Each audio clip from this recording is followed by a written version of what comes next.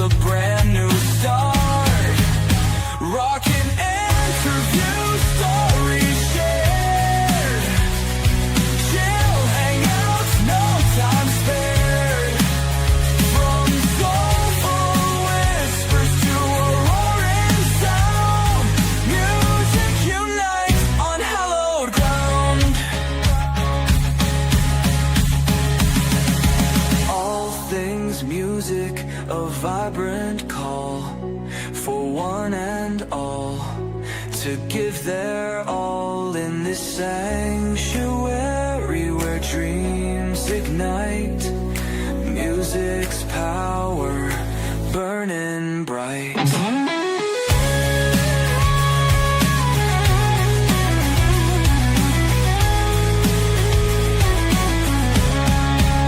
Rockin' interview, stories shared. Chill hangouts, no time spared. From soulful whispers to a roaring sound, music unites on hallowed ground.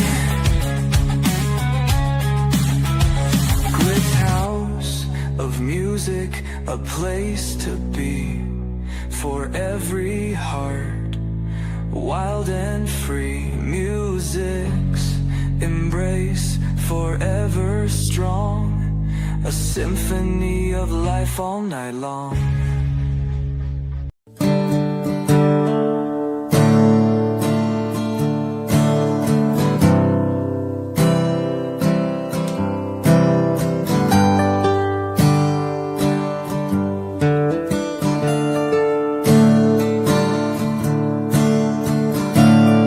Sunday times they roll in. I'll live a life of unhappiness and sin.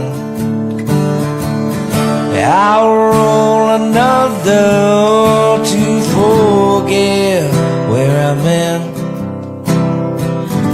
Time has a way of catching us, my friends.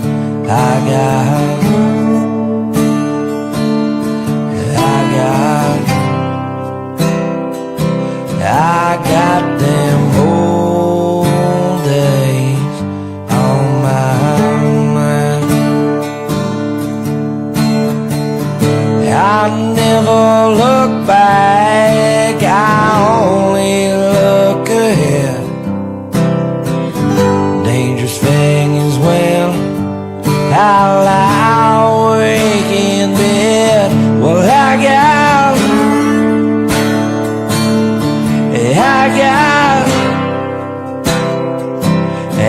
got them old days on my mind.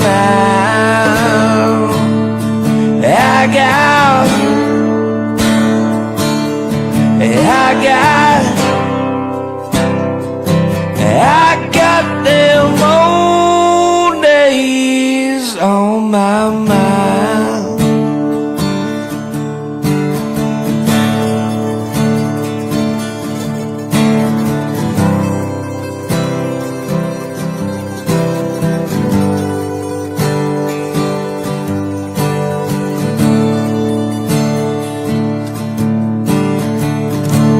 Nostalgia's for the weak, it'll make you regress.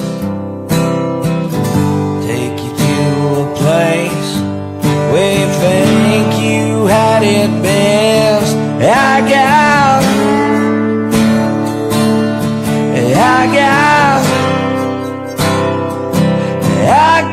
them old days on my mind.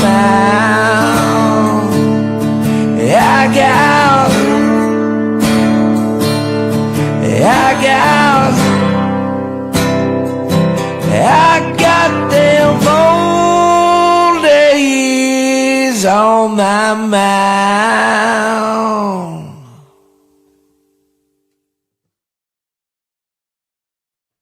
What is going on, everybody? Happy fucking Tuesday. Welcome to Glick's House of Music. You know who I am. I put the Glick in Glick's House of Music. I am Glick. You guys should know that by now. But if you don't, now you do. Anyways, it is Glick's House of Music. It's Tuesday night. We got a guest hanging out with us tonight. You heard him right there. Walker Tex Music is in the building. We'll get right there in just a second. But if you're not already, go ahead and check us out everywhere. Facebook, Instagram, X, and TikTok. Shows are live all the time on our YouTube, Facebook, and Twitch channel. We got the chatters box always open. You guys are welcome to jump in there and chit-chat with us. And you can listen wherever you listen to podcasts at. All at the Nonsensical Network, or simply go to bio.link/Nonsensical Network. It's scrolling down there at the bottom of the screen. And you see my man Blaze in the chatter box. Smash that like button. Press that subscribe. Leave a fucking comment. Share us out to your homies. And don't forget, ladies and gentlemen, as always, 9 out of 10 grannies do approve.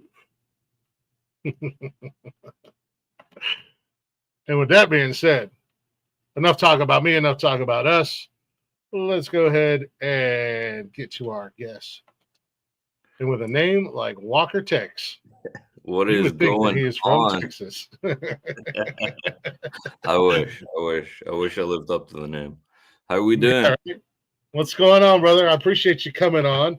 I know it's in the middle of the night or the wee hours of the night out there where in your neck of the woods. It is way past that midnight hour out here all the way in Ireland, man. Yes. It's all good. I love it. I love that guests coming in from all over the world. I'm getting to hang out with so many different people. Like I said, your style of music, thanks, buddy. We started chit-chatting, and I would have just assumed Texas, Nashville, something like that, you know. That's it. It's a good thing and a curse at the same time. But yeah, we get talking and schedule it, and it's like I'm 5 hours ahead of you. I'm like, oh, where the hell are you at? Where's this guy coming from? So I would have gladly done the show a little bit earlier or done it a different day, but he was like, nah, man, I'm a fucking rock star. We got this. I don't like. It's not like I want to be a rock star or anything like that. And I don't always stay up late. I hate being a hassle for other people when they've already got like a time slot or something organized. I'm just like, yeah, I can make it work. It's cool. It's a pleasure to be invited anyways. So I'm like, let's just make it work. I'm just happy to be here. Absolutely, I've become a fan. I'm becoming a fan. More of a fan. You got your guys' stuff, and that you guys do, but you've also done a couple pretty interesting covers. Yeah, we done so. With first, we should probably mention that Wilson Lyons is actually in his bed right now, so everybody has to bombard him with DMs and be like, "Could have been awake, man." So I should start messaging while we're talking. Blow up his phone while we're chatting. Yeah. But yeah, you did a really cool cover of "Sweet Child of Mine," and then kind of almost like a reimagination, or I wouldn't call it 100% a cover of "Country Roads." That's the debate that's going on right now, and that's why it hasn't been released. Because again, the politeness in me is like, oh, we gotta get permission, and then the bad side is like, fuck it, like just release it and see what happens. But yeah, we decided to take a darker twist. You've heard our music; we're happy, fun-loving guys, you know. But we definitely took a dark twist. And it was just based off, like, we hear that song. It was a great song, but it's been played so much over the years. And, like, for us, we're like, we don't really want to go back to where we came from. And I was like, well, what about all the folks that feel the same way? They need to hear a darker side to this. And that's where I came up with it. Put it into a minor kind of progression for any of the guitar aficionados that are checking it. And then changed some of the lyrics. And yeah, that's what gave us Country Roads, Not As You Remember It. Yeah. Oh, I like that. I like that explanation. Kind of those who had to go back but didn't want to or don't want to, or whatever the case may be, because we were kind of talking about that literally backstage Yeah. before we came up. So But yeah, kind of. we've done some good covers here and there. It's just little like fillers, we'll get taken in the moment. And like we're big, like me and Wilson were big metalheads growing up, hair metalheads as well. So like we've got a good range of music that influenced us. So you'll always see these random songs creeping in every now and again. Hell yeah. So your guys' style of music, I've been calling it outlaw country. That's kind of how I see it. Like you got that little bit of a darker, a little edgier side. A little, like you said, I wouldn't call it like a rock country mix, but definitely along those lines of like the old school outlaws, so to say. Yeah. Where would you classify it, or what would you categorize it as? This is another debate that I like. A lot of folks in the music scene, and especially for like when we're reaching out to radio folks or like trying to get played or reaching out for gigs, like the first thing they want to know is like, well, what genre are you? And I'm like, I just take it on what other people's perception of the genre is. Like I would happily say it's outlaw, dark country, like singer songwriter. Sometimes that like it fits into those three camps in my head. But some people like they need to like they really have a crawl on them about like what the genre is specifically. So I don't know. I get into some debates here and there where I'm like, call it what you want. It's all good. It's just what we. But outlaw is what we're aiming for. So if we hit it, then I'm happy with that. Yeah, you get into some of these clubs who are, they're kind of genre specific, and it happens in the States too. You have some clubs that are just like, we're a rock club, or we're this club or that club, and then when you're trying to schedule, you're like, I just want to come and play my fucking songs, man. Call me whatever you want to call me. Like don't book us for kids' birthday parties, but we're that kind of music. We definitely made for adults. Yeah. I can dig it. I can dig it, man. What's I want to dive into some of your music, but I'm really curious because you kind of brought it up. What is the music scene like for you guys out there in your part of the world? I think I've traveled around quite a lot and seen kind of different scenes around Europe as well. So Ireland, to me, it's like it's very clicky in parts. So like I mentioned to you, I'm originally from Scotland. So if I ever send an email out to a venue and say, "Oh, I'm from Scotland, Wilson's from like Northern Ireland, so we play a lot around Dublin, and I've been living in Ireland for X amount of years," and it's like, nah, that dude's not from here. So they like a lot of places have that mentality, and it's fine. I get it, but like living somewhere for 10 years, you're kind of in the community. Yeah. You want to actively play these places. It's very much a who you know kind of industry, and there's a lot of good folks out there though on the back end of that. Like the who you know people have been in the industry and keeping their venues and their promotion companies very close knit, very careful who they bring in. And then there's other companies that are constantly just wanting new, fresh. Doesn't matter where you're from. If you're near that venue where they're putting on a show, then you throw your name in the ring. They put you in a nice little queue, and when your time comes, they'll look after you. They'll put you up on the stage, and it's nice when you find folks like that. But it's harder and harder to do. We played in France a couple of months back, and the music scene over there was like the opposite. Like here in Ireland, a lot of independent musicians are booking out the venues themselves and then just doing all the ticketing and covering their charge for booking the venue and going that route.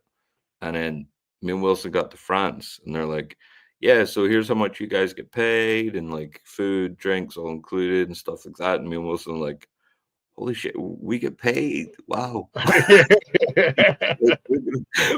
We might even be able to afford our flight back home. This is awesome. I feel like that's kind of similar to how it is here. Most of the venues I've been to, they show up, they've got they get X amount of money for doing the show, and they get a bar tab, and if the venue has food, they're like, hey, we got you got your food goes on your bar tab, whatever whatever it is. I couldn't imagine being an artist and already an independent artist and kind of you're trying to get your name out there, you're struggling, you're already doing this, that, and the other thing, and you're just like, well, shit, now I got to pay for the video, I got to pay for this, I got to pay for that, I got to, if we don't sell 75 tickets, then we got to eat the cost. Like what the hell? I think like from growing up and like I watched a lot of like the rockumentaries when we were kids and stuff, and like everybody said the same about the music industry. It's the only industry that runs at a loss and still survives somehow. And that's not, it's so true when you're an independent artist. Like you got to have so many side hustles, you got to have a day job, like until you get to a certain level. And I think that's the goal for most, is getting to that sustainability level. But even at that, you got to have so many other side hustles if you want to have the business side of it and survive, make an income, and have the house and try have the whole 9 yards and all that kind of stuff. It seems like today in the music industry today, it seems like the independent artists and the independent scene, at least over here, you guys are absolutely fucking taking over the market. Like and props to, I know everybody wants the big record label and everybody wants the big contract and everybody wants to sell out stadiums, but there's a lot of independent artists that are like, yeah, no, I'm not going to sign with your label, and you're going to take 80% of my money, and then I'm going to get 20%. Like I can make more than that just going out on the street corner and busking. You know what I mean? Like take my guitar out and play some cover songs and mix in some original stuff and go on social media, and like go to hell with your goofy ass record deal. that was always the dirty secret. Like everybody thought, oh, like imagine having $1 million record deal, and then you hear the big guys when they do their interviews, they break it down. It's like you get that $1 million, like that's basically a loan. It's no better than a mortgage to fund a career. It's an investment that needs to be paid back. It's one big massive loan. And like I see it's great to see the independent artists taking over again and kind of bringing it back and showing that there's a sustainable way of doing what you love, doing what you're passionate about, and being able to survive. So it's really good to see. Well, not only that, but you also can, staying independent, and you see this a lot and you hear it a lot. I know Aaron Lewis is a big one, for lead singer of Stain. Yeah. He's a big one that talks about it. You sign with a record label and they change you. They change, they make, the way you look, the way you dress, they change your style of music and this, that, and the other thing. And I know he's been very vocal about it now that he got away from the big labels and he's in a much better place now that he's doing his thing. I mean, granted, he made his money. Obviously, Stained was one of the biggest bands of the late 90s. And it's cool to see him do his own solo thing, but also see Stained back out on the road and not confined to those, quote, like a cage. The record label puts you in a cage and says that this is how you're going to act. This is how you're going to dress. This is how you're going to sing. Like, yeah, we know we signed you because like you guys do this style of outlaw country. Well, that doesn't fit our image of what we want you guys to do. We want you to cut your hair off. It changes over time. Like you always see these labels like take on these bands, and you always hear halfway through their contract something fucking goes wrong, and it's like this band's just been dropped by whoever records, and it's because they try to go against the grain or try to change and adapt, But yeah, I don't see the benefit. I haven't, like most of my adult life, I've never seen the benefit of chasing that label dream that existed when I was like 13 years old. Like as you get older, life starts to fucking kick in, man. So you see the harsh realities of what's going on.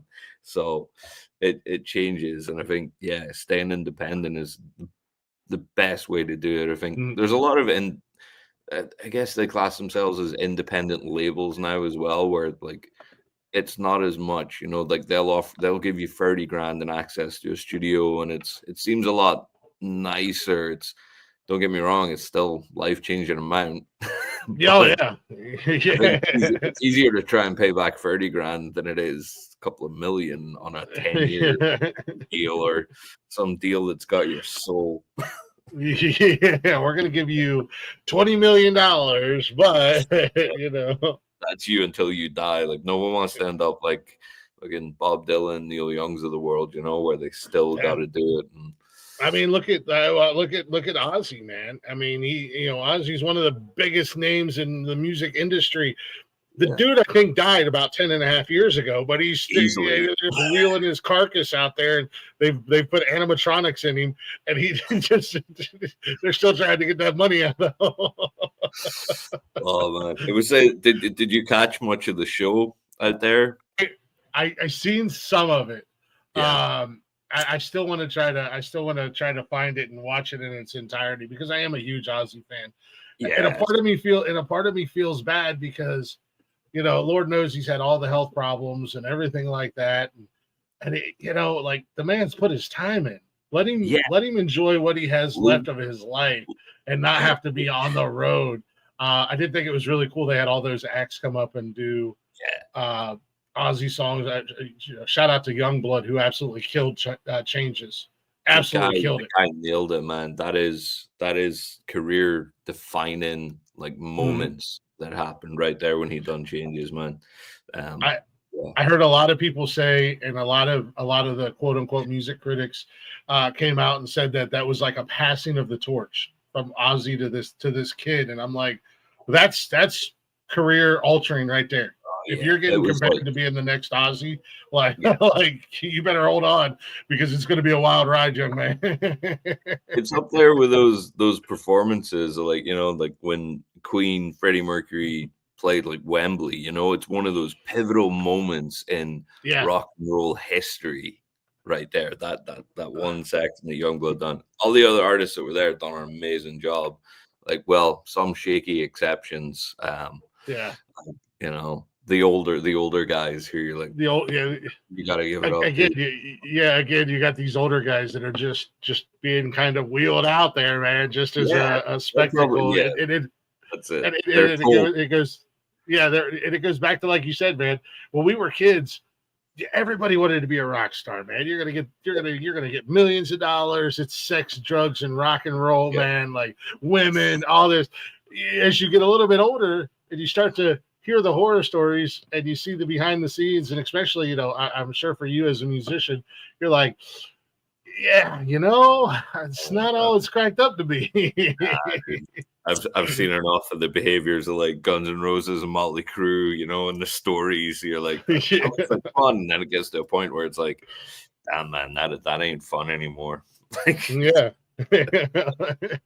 reality will come. Reality Yeah. and karma will catch up to you, folks. Yeah, eventually. I mean, you Motley Crue, drugs, you're tearing up the hotels. I mean, Nikki Sixx, when he did his band 6 a.m., he did a whole ass album, the Heroin Diaries, about how that man died. That man died, literally died of a heroin overdose. Like they all died multiple times throughout their lives. Like it's just crazy. And then you've got the ultimate, like Keith Richards, Rolling Stones. The ultimate walking corpse that still rocks to this day. Yeah. It's Keith just and Mick still doing it. And Mick's still making babies, man. Yeah. He just had a baby a couple of years. I'm like, what are you doing? It's so fucking scary, man. These guys just keep doing it. But yeah, I don't know. I think like some of them do it well, even well into their like look at Ozzy. That was I know it was minimal songs, but geez, just to be able to still do that was phenomenal. And I think it brings more emotion to it as well. Like I see a lot of people calling out the "Mama, I'm Coming Home" bit, the isolated vocals, and you can hear he's struggling with it, but you hear that emotion and that passion is still there trying to come through. it's sad, but it's a happy kind of sadness that he's still kind of able to sing with that original like reason he wrote it kind of Yeah, mentality. exactly. It's like, you know what? I'm glad that he's finally hanging it up, man. Yeah, it's You deserved. know, Like, no, yeah. I've been to a couple different Ozfest, and you know, I got to see Ozzy, I got to see Black Sabbath, you know. So it's like, nice. all right, a childhood, you know, childhood music dream. Get to see. Yeah, There's certain, you know, there's some acts that I know I'll never get to see, yeah, but they're still, you know, growing up in my early teens, being able to go see Ozzy, and he was still Ozzy. You know what I mean? He wasn't just oh a yeah, feeble old man that, you know. And there's some other bands that I've been fortunate enough to see and whatnot. But yeah, man, it's one of those, like, I'm glad you're finally hanging it up, but you know, as a fan, it still kind of sucks. It's like, man, it's the end of an era. You know, yeah, our as I'm getting older in age, the legends that I grew up with, and the music, the musical icons and stuff like that, they're all getting old, and it makes me realize, oh shit, I'm getting old too. Like they're going yeah. away. They're whether they're retiring or they're dying off, whatever the case may be. It's like, Yeah, shit, man. it's that reality check that kicks in, but Yeah, it's good. I like to see them exit the industry or retire on their own kind of like accord. You know, it's on their yeah, terms, and I think this was a good way for Ozzy to kind of finish it with Black Sabbath as well. It was just it was emotional, but a real nice yeah. way of doing it. And some of the musicians that were there were just like Lamb of God were there. Like that was badass, man. Um, Seeing like all the different kind of covers that every Mm. band throughout the day done. It was great. Like, Nice send off and a nice tribute at the same time. Yeah, for exactly. Yeah. I mean, probably one of the most iconic, most legendary guys in rock music. I mean, say what you want to say and throw the names you want to throw out there, but I don't think any of them. And sorry Zeppelin, and sorry Zeppelin fans, but I mean, you guys are in your own right. You're up there, but I think for me, it's the end all be all is Ozzy for rock Yeah. music, man. The guy did it all, seen it all, and It was like the Prince of Darkness. Like you don't yeah, get many guys that can live up to that name, you know. But yeah, it was definitely good to see. But I agree, man. It's hitting hard seeing these older guys just go that way, and I think a lot of it's down to we're the ones getting older as well. We're right behind them. We're all heading the same way. right? No, and that's the cool thing that, like, doing this show. I love music. I'm a self-proclaimed music slut, a music whore, whatever you want to call me. I listen to it all. I love music, and getting to do this show and not really knowing originally where I wanted to go with it, and then going, you know what? I want to focus on the independents, the up and coming Yeah, local talent, because there's so many good musicians out there that, and I know we're not a big platform, but we're getting bigger and we're growing, you know, but there's so many talented people out there that a lot of people have never heard of. Like, I'd be willing to bet most people in our audience have never heard of you guys, but I'll I guarantee wouldn't. you they're going to be listening now. It would not surprise me either. Like we're not like I think we still kind of I hate to use industry terms, but we're still kind of at that brand awareness phase, you know, where you're just trying to connect with people Mhm. and let them know like, hey, we're here, we're making music. If you like it, come along for the ride. It could be fun. It's going to be depressing, but you might get therapy out of it. You know, we'll do what we can for you. I mean, that's one thing. That's one thing about music too. Is music is it's very therapeutic at the end of the Yeah. day. That's the thing. Like I've came across a few people in life, and they categorically don't listen to music. I'm like, how can you not listen to music or be into poetry or be into something creative? You know, I never understood these Mhm. career types. I'll call them. Yeah, You know, yeah, like, you're right. Because I'm telling you, man, you never know how a song. You know, you might be writing a song. We'll get into that here in a few as well. You might be writing a song that is based off of a personal experience for you. You know, and it's going to relate with somebody who's going through something very similar at the same exact time. And it's going to help them through it. I mean, I joke around and I kid around about Jason Aldean being my goddamn spirit animal. And that son of a bitch lives in my fucking head because damn near every song he writes, I'm like, oh, I've lived that. Oh, I've been there. Oh, I know exactly what he's talking about. And I think that's it's that relatability factor. And I think there's a great comfort and connection when you share happiness. There's also the same. You get that feeling of comfort when you share misery with someone as well, you know? And it's Mhm. just not, it's not nice to know that you're not as alone as you might have felt.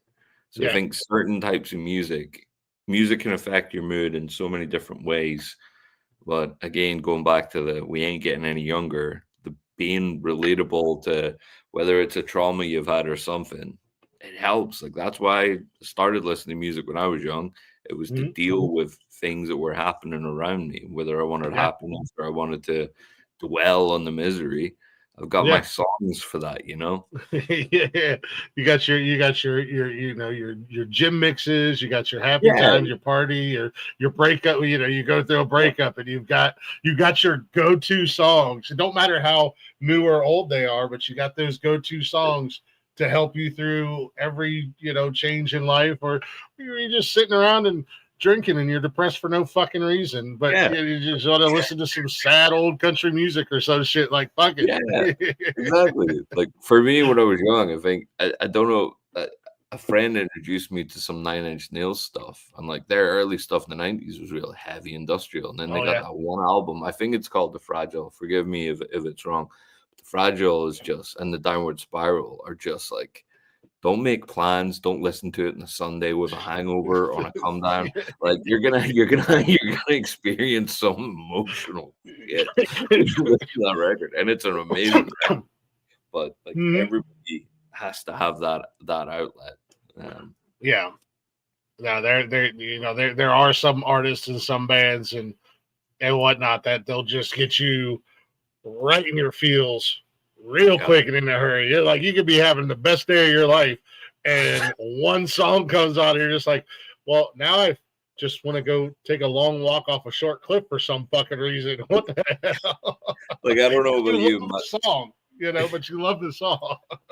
like my playlist is pretty eclectic, so like it can be like that where I've got like some real up like Creeping Death by Metallica's on there, and then the next minute I got Street Spirit by Radiohead, just a complete 180 mood Yeah. killer. But I'm still gonna still gonna Yeah, listen to it. it's, my playlist is very ADHD, man. It could go from like you said, it could go from Megadeth to Backstreet Boys into like some weird '80s shit to Tupac. Yeah, It's very ADHD, and I yeah. don't give a damn. It's like if you're riding in the car with me and we're hooked up to my playlist on the Bluetooth, be prepared for a roller coaster ride of crazy because I don't know what's going to come up next. I love it. It's the best way to be. Like, be open in life, be open in music. A good song is a good song. And that's all that Exactly. So for you guys, or for you specifically, do you have artists like how did you stumble into the we'll call it outlaw country for the sake of argument. How do yeah, you stumble into that? Like what were the artists that you listened to growing up that kind of inspired you? And I know you said earlier you were a big metalhead and big into the yeah, hair bands, which I can appreciate. I love me some old school metal and the hair bands. Hair bands are a guilty pleasure. I don't yeah, care. definitely. That poison and shit, rat, all them Poison vibes. war. Yeah. Yeah, yeah, man. I The think big hair, the makeup, the leather pants. I don't care. I've never been that thin, but I always wanted to be. Right? Yeah. Just one time. I want to. Just I want to once. know how D. Snyder felt to wear those damn pants in Twisted Sister.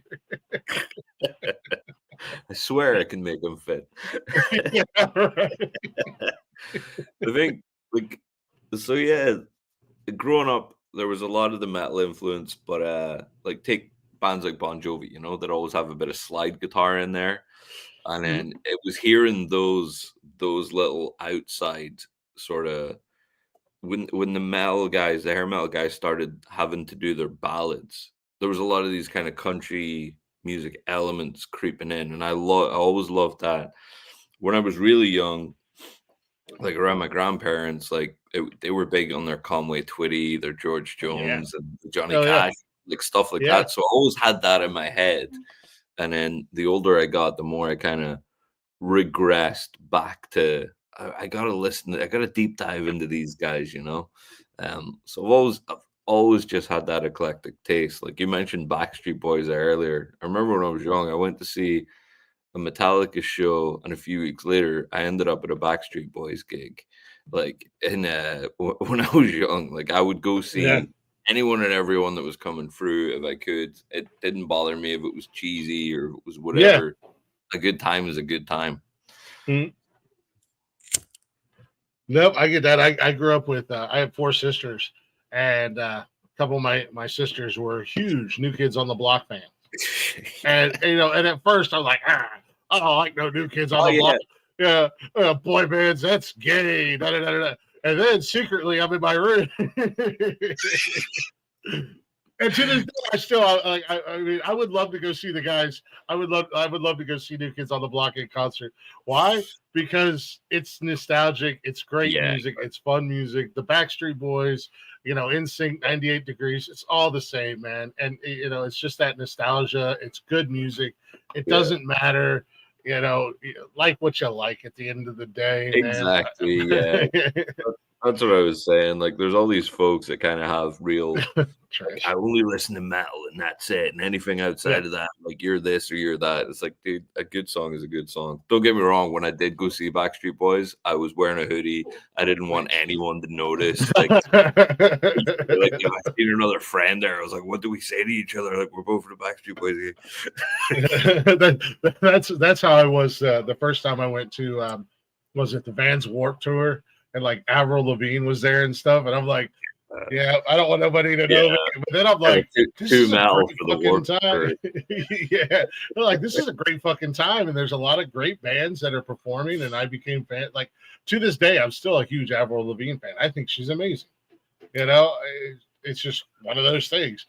But yeah, when I was like, my buddies had to talk me into going. I'm like, I don't want to, dude. No, well, fuck it, I ain't got nothing else to do. Now we're here, and then I'm having a great time, and I'm like, yeah, fuck it, I That's don't care. it. Those are the best It's nights to have as well. Going yeah, in with just like, yeah, friends got a spare ticket. You go along, and you're like, I don't really want to be here, but like, I don't want to. Yeah, I'll just come along. And then you yeah, get there, you're rocking out just with the best of them, man. yeah. I seen went and seen Kiss. I think it was their Psycho Circus late '90s or something like that. I am Nice. not a big Kiss fan. I do like some of their songs. I like some of the disco The era hits. songs. Yeah. And then when they took their makeup off, like one of my favorite songs by them is Beth. At the end of the day, it really is. But Yeah. my buddy, we were barely, I think we were juniors or seniors or some shit like that in high school. And he was like, man, my girl was supposed to go with me, blah, blah, blah. Now she don't want to go. And I got this ticket. And I'm like, I'm not a big Kiss fan, but it's free. Not And I can say that I experienced Kiss. Yeah. Dude, I had an absolute blast. Those guys put on a fucking show, man, with the laser lights and explosions and fire and demons and the mega. And it's just like, holy shit, this is a whole ass fucking experience. Like, They it's not even, know how to do it. They really, yeah. they So, really do. so it's like one of those things where, yeah, sometimes you just go and then you don't realize that you're going to walk away with the memories that you have, and you're going to have the fun that you're going to have. But that's the great thing about music. If you're open to, like you said, there's some guys out there that are like, this is, if you don't listen to this, well, then, Yeah. no, man, open your ears. There's so many talented individuals out there just waiting to be discovered. And like you're only, I think at the end of the day, I think you're only hurting yourself if you don't open yourself to listening to all types of music, because you never know what you can miss out on. Well, this is it. And like, I think a lot of like, take Post Malone. I remember when Post Malone came out, I was like, I don't know, what were they calling it? Like trap, sort of weird, edgy. I don't know what Yeah, the it was. genre was, It was a weird, like, it was just Post Malone being Post Malone at the end of the day. But I kind of, everyone was kind of slating it, and I took a little bit of a deep dive, and I could see like he can play guitar. He's got like influences that kind of similar to mine, like Nirvana and stuff from the early 90s. He's got a big like rock kind of influence behind him as well. And now he's in the country scene. And okay, it's pop country, but I mean, it gets people moving. And he's a talented guitar player. Like when you see the reality that all these people are, they're getting into it because maybe this is the only way they can until they can start to play what they want. Sometimes that's where they go. Yeah, exactly. And even when he first came out, I was surprised at how much of a fan I became of Post Malone when he first came out. Because if you listen to the lyrics, which is I'm big on lyrics. Nice. The guy could actually, whether he was writing it or writing all of it or whatever the case may be, them songs hit. And now that he's doing country, like Tarantula said in the chat, it's crazy hearing his country music. Didn't think it would be good, but the dude is, despite what he looks like, the dude is crazy talented, man.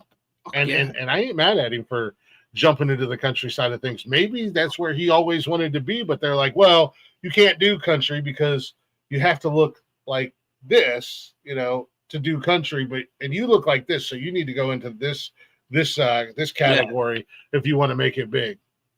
It's that little box and label thing that people have, and then especially with folks that do that genre hopping kind of stuff. Like look at what happened with Linkin Park when they teamed up with Jay-Z. Like a bunch of fans just turned their back, and it's like if you've grew up with a hip hop influence, like, and you're playing metal, it's gonna creep into an album or a song here and there. It's just you using the talent you have and wanting to try something different. There's nothing wrong with that at all. And in my personal opinion, I love Linkin Park, but in my personal opinion, man, that album that they did with Jay-Z, holy shit, that was so good and so unexpected. Yeah, it's another example of bringing like people together as well. Like all of a sudden you've got like these heavy sort of rap head kids going to Linkin Park shows and just mixing in with the metalheads. And I always loved that, being part of the alternative. Like, you always seen this coming together of genres here and there. So nice to see it. Music's about that connection, As a few years back, I went to Louder Than Life. It's a big rock music festival, and Guns N' Roses was headlining it. It was like Axl and Slash. It was the original, and that's the whole reason I went, because they were a bucket list band. But Stained was there, Marilyn Manson, Slipknot. There were so many bands, and then just thrown into the mix was Ice Cube. And me being the old school hip hop head that I am, I was fucking stoked. I was like, hell yeah! Just randomly throw Ice Cube in here with all these rock bands and heavy metal bands like Rob Zombie was there. There was just in this moment, so many bands are there, and then there's Ice Cube. But I was kind of shocked how many people in the crowd. This is like at a big open outdoor. It's a 4-day music festival. How many people that were in the crowd that were actually singing along to the Ice Cube songs? Yeah, like I said, my old school hip hop. Love for old school hip hop came out, and I'm like, fuck yeah, Ice Cube's gonna be here. Let's go. Like I'm gonna try to get as close to the stage as I possibly can, because this is gonna be awesome. And then just everybody around that were just loving it, just like I was. It was crazy. That was one of those first times where and being so much older when I went and experiencing that for the first time, that cross genre experience at a quote unquote rock show, because usually you go to shows and you go to a country show and it's all country, or if you go to the Vans Warped Tour, it's all that style of music, or the Family Values Tour, which was all Limp Bizkit and Korn and Stained and whatnot. So it's like you don't really get to see too much of that, but that was that first experience, and it was really cool to see it and see how many people were just as excited for Ice Cube as they were for Slipknot or Guns N' Roses or whatever. A lot of folks hide it well. Like, they'll freak when some of these people come out as guests. So it's always awesome. Yeah. And you guys have done that. You guys are, with your guys' music, you guys are kind of meshing a couple genres into one and doing your thing with it. Yeah, like we got into this kind of weird mentality a few months back. We're like, okay, we got to be consistent and we got to make sure our sound is on point. And then it lasted like a month, and then I was like, "Do you know what? We have some stuff that we play, and like to me, it sounds good."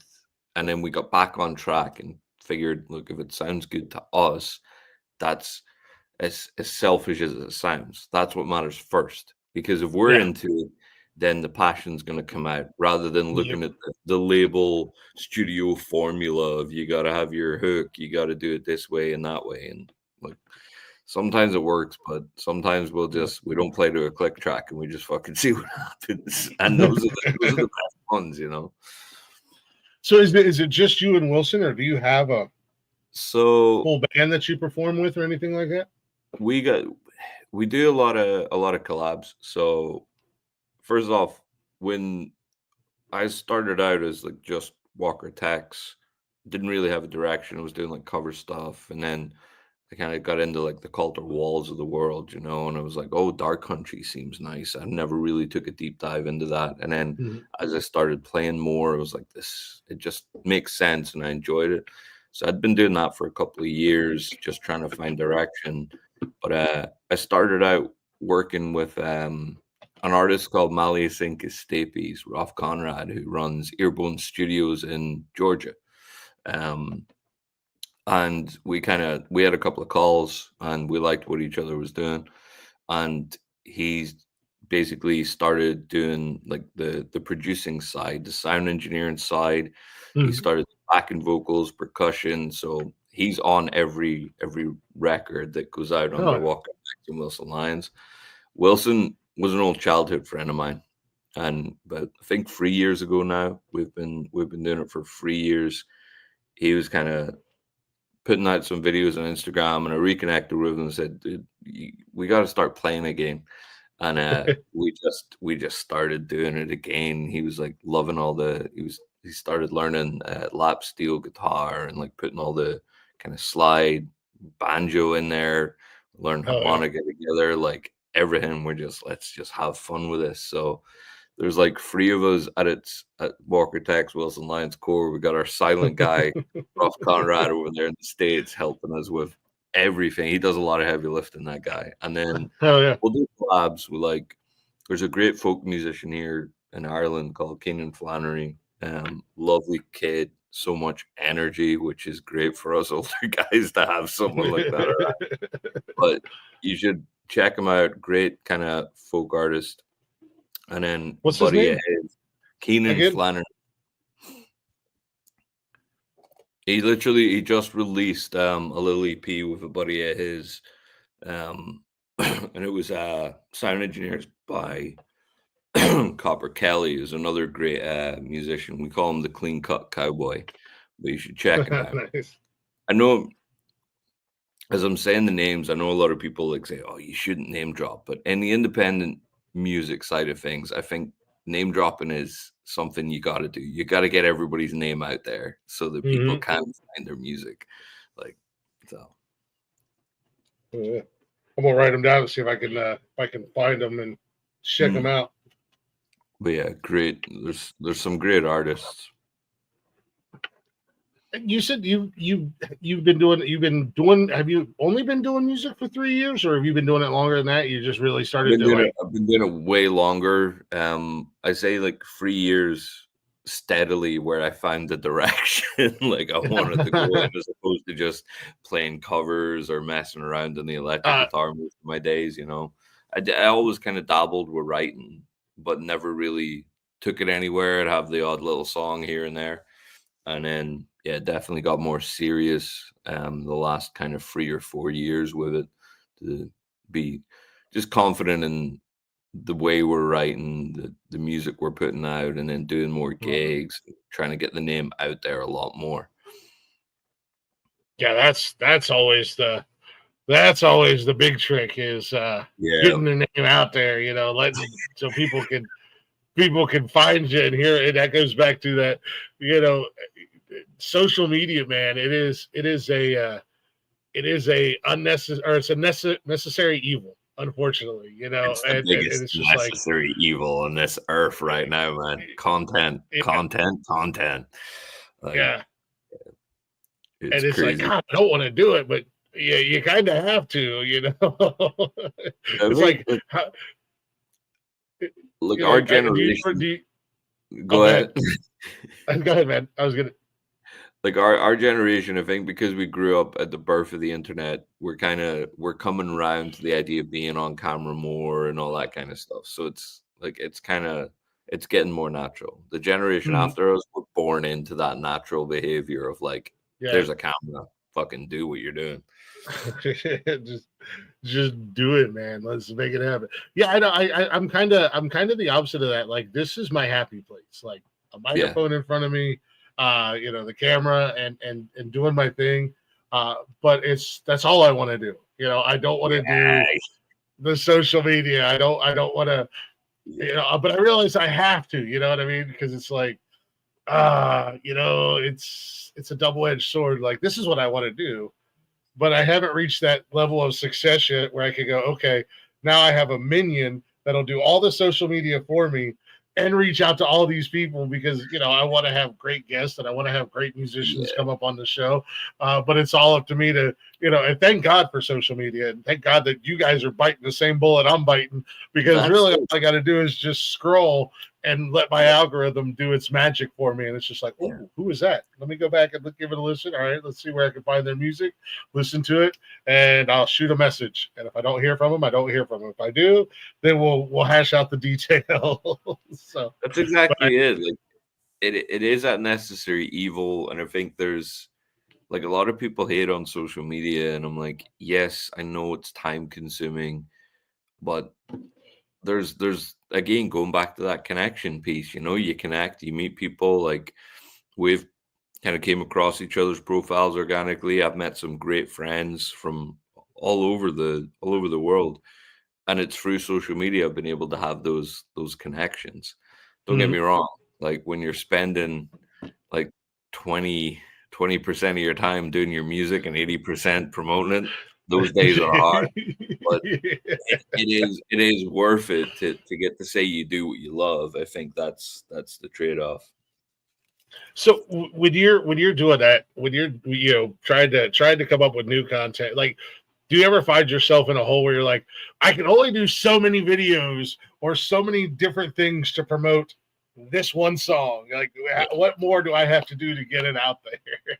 This is the thing, and then like that's it's like I was saying to you before we jumped on. I was like doing things like this where it's collaborative. You're like, Mhm. I know my direction of content for that day, that week, or that couple of days. That's awesome. Yeah, It takes heat off instead of sitting there for hours being like, what am I gonna fucking do today to promote this or try to get this into someone's ears? And yeah. you know, there's a lot of I don't know. It takes a certain type of person to try and keep that up 24/7.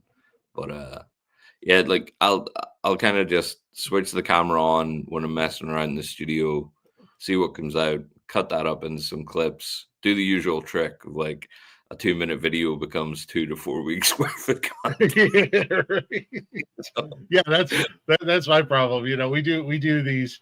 You know, I do this show. It's usually around 2 hours. We do the Saturday night show that's 6 hours.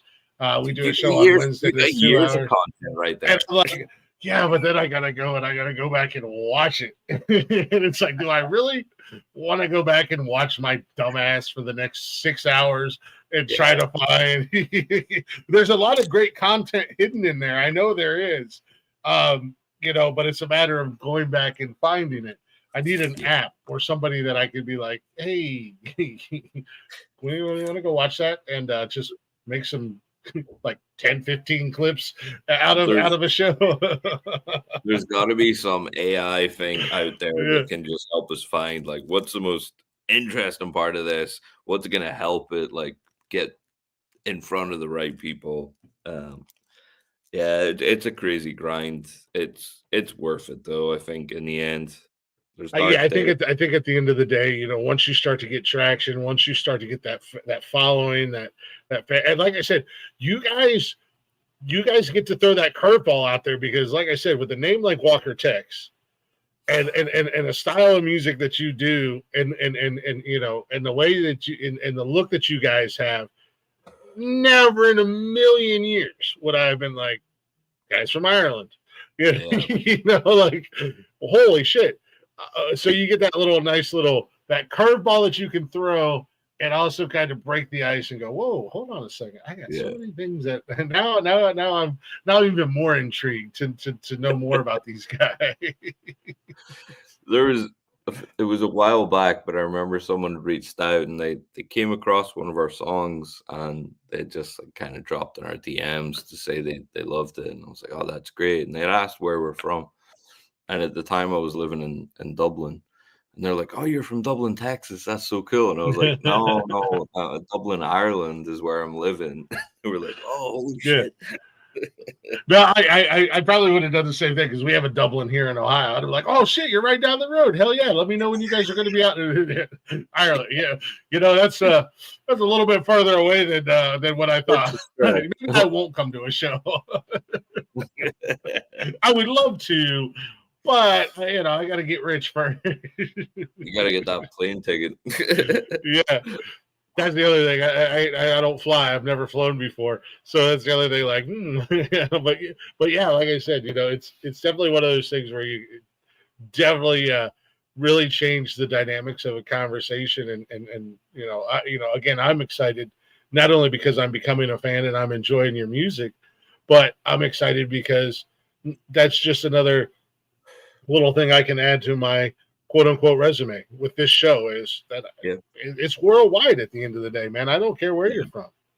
Exactly. You know, Yeah. if you making good music and you're a good artist, then well, let's fucking get you up here and hang out. You know, we'll That's figure out the the thing. time difference. Yeah, You know, when we got to figure it out. exactly. Like I got a buddy out in California, and like we kind of wake up at opposite ends of the time zone. So one of us is always waking up to an inbox full of like DMs and voice notes. We'll spend Yeah, I the was gonna day say, catch up. yeah, yeah, because I was gonna say California is 3 hours behind me. So I mean, It's a full 8 for me. So yeah. when my buddy Dave's waking up, yeah, I'm like I'm going to sleep, and I'm like, Dave, I got to deal with this in the morning, dude. I gotta No, I feel that. I really do. The flying is awesome. Get high. Blaze is my partner. Yeah, he's my partner on the network. He's my go-to guy. He's Nice. my Wilson. He's our hype guy for the evening. On this one. Yeah. Callie's next door to me. Yeah, like my girlfriend, she lives in Oregon, and we've got that 3 hour time difference, and sometimes I forget. And like Yeah. I get up at 7 o'clock in the morning or whatever, and I just text her, and it's like 4 o'clock in the morning there, and I'm like, oh god, she's gonna kill me. But we are slowly. I'm slowly adapting to, or like I'll go to say something, and it's like, shit, it's 3 o'clock there. Never mind. I don't know what I'm talking about. I'm crazy. yeah, my partner, my business partner. What up, Lazy Jedi? When you guys write your music, where does that come from for you guys? Is that like a personal thing, or do you just like, or is it more like just sometimes does it just hit you?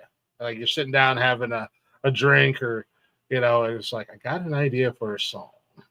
It's weird and cliche, but I'm the type where like I could be out walking, doing something real mundane, and then maybe a line will creep into my head, and you kind of chase that dragon. You just like Yeah. pull out the phone, start writing a memo, or fucking scribble it wherever you can.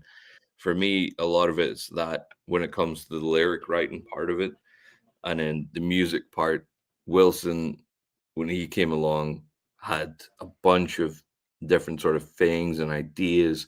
So he'll always send these clips of like, what do you think of this if we layer in some slide guitar here? And he comes very well prepared on the music front. And we kind of build it from there. And then days where we're in, like he comes down, stays a couple of weekends out of the month. So we'll always spend some time just jamming out and seeing what works. And a lot of things just happen organically, which is the best way to do it. But yeah, I could never just sit down and be like, okay, I'm gonna do some songwriting today, because you never know when the inspiration is not going to show up between 2 and 5 that day that you've chosen. Yeah. You know, that's going to be the one day you're going to struggle. Yeah, you can't schedule that shit. Sometimes I feel like talking to different musicians is, obviously some things in life happen. Like I have a very good friend of mine who's actually does a sports show with me on this network, but he started out as a guest on this show, and I just had him on last week. And when I was going through some personal stuff in my life, he was like, "Bro, hit me up. I'm gonna write a song about it." And I'm like, "What?" He's like, "Yeah, I got you." I'm like, "Man, I don't know if I could. I don't know if I could ask you to do that." He's like, "No, man, I could do this. It'll be fun. Well, just call me and I'll and just give me some cliff notes of what's going on in your life." And I'm like, "Dude, this is very personal. Like, I don't mind talking to you about it because you're my boy, but I don't know how I'm gonna feel about it if you write a song about it." We're musicians and songwriters. We're always looking for it, and whether it's like sometimes it is personal, sometimes it's someone else's experience, and you're like, you know what, I'm feeling some feelings about that. I'm gonna write them down and see where I can take it. For me, like, I think a lot of the lyrics that we were writing very recently, they didn't take a turn. We always wrote pretty dark stuff, I guess, but it got more introspective, I think, for a while. Like that song "Old Days" that you played was about like the amount of time we spend in our heads, like in the past, whether we're processing it or whether it is nostalgia. Like sometimes it's great, but we get caught up in just spending a lot of time thinking about the past, and then the opposite side, we think about the future. Like, oh my God, am I going to be able to afford X, Y, or Z, or am I going to be able to do this when I'm older? You kind of forget to live in the here and now, and that's where Old Days came from. So it's there's concepts behind some of them. Others are total gibberish, I'll be honest, but some of them do have depth to them. Yeah, some of them are just like you said, that random ass idea, and you're grabbing for the phone as quick as you can so you don't lose. There's others we listen back to after they're done, be like, how much did we smoke or drink last night? I know how that goes. Blaze and I have had those conversations after some Saturday night shows and go, what the fuck happened last night? Or it'll be like Monday, it'll be like, what the fuck happened on Saturday? And it's like, I don't know, man. I was 20 beers deep. I don't know how much weed you smoked Saturday night. Like, I don't know what happened, but I'm not going back to listen to it. Fuck it. It is what it is at this point. It's out there now, and that is all that matters. It's in the past. We're not going back. We're live on the internet. There's no take backs once it's out there. But we've never done anything terrible or bad or anything like that. It's just sometimes we get off the rails, and I totally get that. It's like, no, we're just gonna leave it. We're just gonna hopefully it'll just go away on its own. I could never run for a political office at this point, but I mean none of us can, man. Don't worry. It is what it is. Yeah, sometimes you just throw shit at the wall and hope it sticks. Other times you're like, chase the dragon. And then there'll be those times you're like, we shouldn't have chased that motherfucker. We should. I like that. Chase the dragon. Yeah, I've heard that before, but usually it's when people are talking about drug use. Oh yeah, it's normally reserved for the cold hard stuff. Yeah. No, we're gonna take it back. We're gonna rebrand it so it's not about drugs anymore. This is the clip to use as your content pillar, man. Right? Right there. Oh, 104. I'll actually timestamp that so I don't remember. So I don't forget. So I don't remember. Let me timestamp it so I forget. Yeah, that's what I want to do. I have all these notes, and then I got the crazy ass notebook over here that has all my random shit in it. But nonetheless, chasing the dragon. No, we're not doing drugs. This is a new dragon. It's a different type of dragon over here. Different dragon. and then there's Blaze, who happens to enjoy drugs, and he doesn't mind. Safely and responsibly, might I add. He does. He does. I'll give him that. Well, he does like to go wander in the wilderness sometimes, but We all do. That's where the best yeah. inspiration and experiences come from. Yeah, I joke. They all call me a Sasquatch on the network here, and I'm like, yeah, the last place you're gonna find me is in the woods. I got the hell out. I like the modern conveniences of electricity and indoor plumbing and all that. This Sasquatch is not living in the woods anymore. No. You're Caught caught against. today. Who did you get caught by? just like random strangers. What are you doing over there? Nothing. Some old school park ranger. Yeah, right. For you guys, comment. What do you guys? You can divulge as much as you want, or tell me to shut the fuck up and mind my business. I don't care. You guys got anything that you're working on coming down the pipe? You got new music? Anything like aspirations for an album or anything like that? We do. So at the minute we're working on. Well, we released Outlaw. We released Old Days. We're gonna release the cover of Country Roads as well, and then there's another couple we're working on in the background. And the idea is like these songs are gonna go into what's gonna hopefully be our first kind of vinyl release. So Nice. we find somewhere that does like nice cheap runs of vinyl, which took us about a year to do. To find the right place that isn't going to charge us like $3,000 for a box of vinyls that no one's going to buy. Yeah, you're just stuck with $3,000 worth of all these vinyls. Like, so what do we do with them now? Yeah. Why does Granddad have an old box of vinyls with some random? Right. But yeah, that's the idea. So we're working towards that. We've been trying to gear up and do more like live shows. So I got a live show coming up at a little local place Sunday the 20th. Here in like I live pretty rural, but it's a town called Wexford. I live just near. So Dunbrody Abbey, we're gonna play a little show there, and then we're gonna have another kind of I guess showcase day there with like a barbecue and stuff on Nice. the 17th of August. I think we're over in France in November. And then in between, like we'll work with other people. Like if someone reaches out, we should do a song together. We're always real open to kind of doing that stuff as well and jumping on it. But at the minute, it's practice mode and just getting everything set for a good, I don't know, call it EP, album, whatever people want to call it. There's going to be a bunch of songs on there, and yeah. Oh yeah, I know a lot of the artists these days. Please, some old guy sat there and had a conversation. Didn't even care about that. Just some random old dude. Might not have been real, Blaze. Are you sure it was a real person?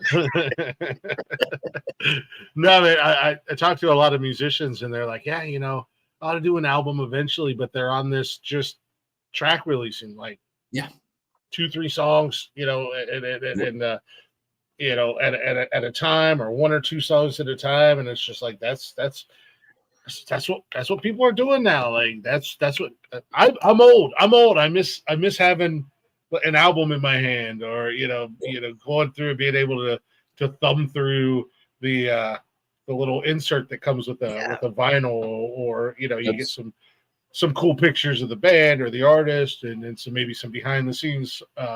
Where the song came from and stuff like that. Yep. I miss that. Maybe it's just because I'm old. Maybe maybe I don't know what I'm doing. But I also enjoy that people are releasing singles, and I can put it into my rotation and listen to songs, or stuff like that. But it's like I'm kind of torn on, do I like that idea, or do I like the old school album releases?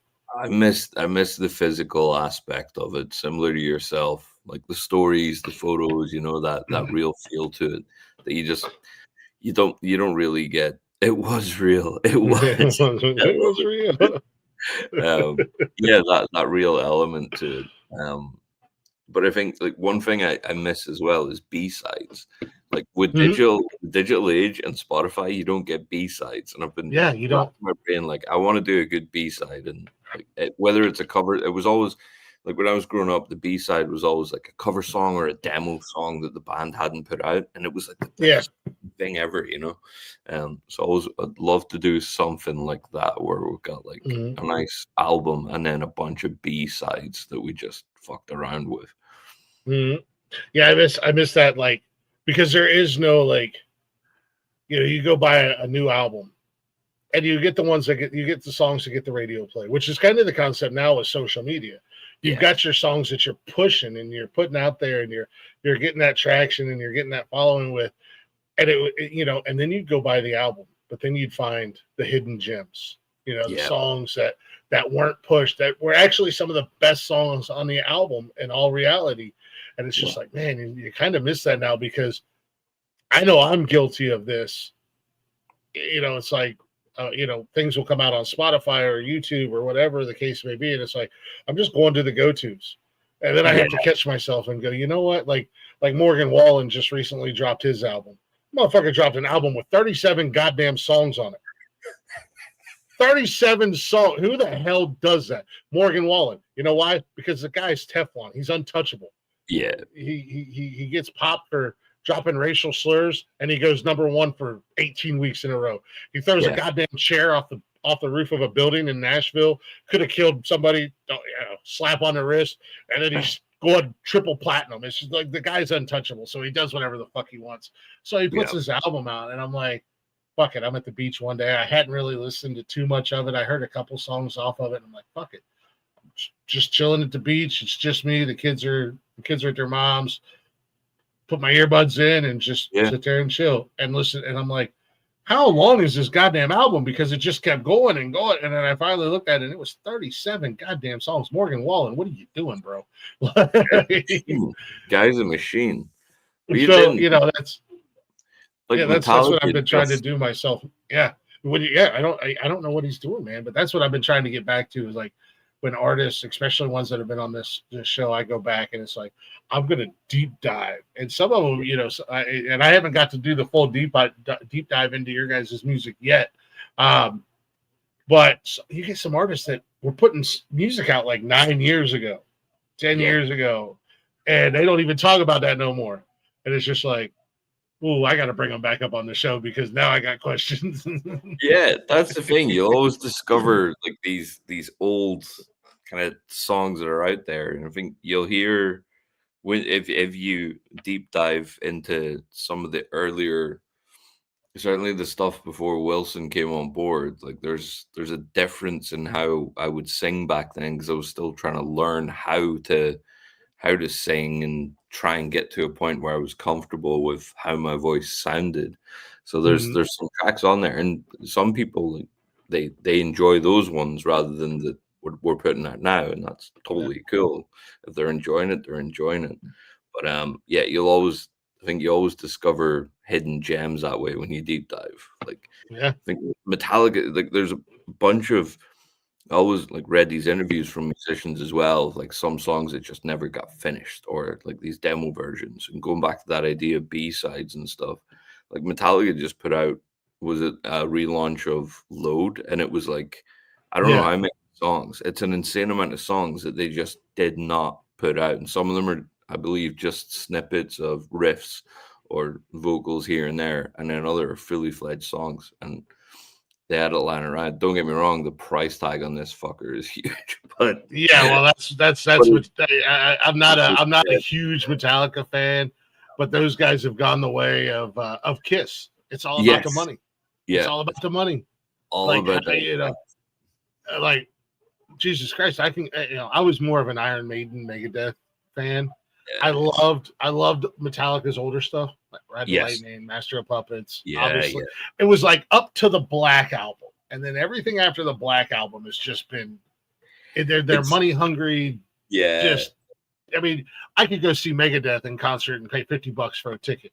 If I want to go see Metallica and sit on the roof of the theater that they're playing and barely be able to hear them, it's going to be like, I got to sell one of my damn kids, you know. If I want to be in the same city Metallica's in, it's going to cost me, you know, my left nut's gone. Sorry, I'm going to see Metallica. What am I going to do? Metallica are coming to the time. We got to move. We can't afford to be here. Yeah, right. But yeah, it's. I think they definitely went that way. It's so funny. Like everybody has their own perception of the time when they got into Metallica. For me, like the first Metallica song I ever heard was One, and then the I was just first going to say Metallica. One is a great song. Love It's a that great song. track. But then the first Metallica album I ever bought was Reload.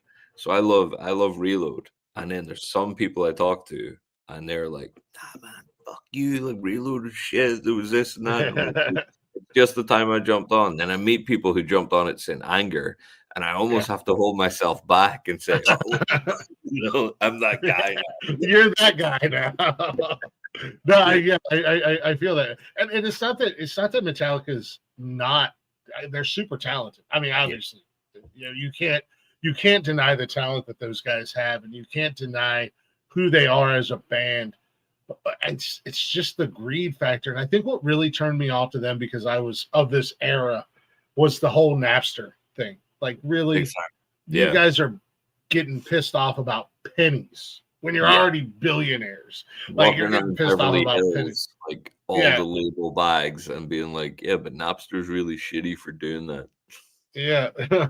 Yeah, that was definitely I remember all that kicking off when I was younger.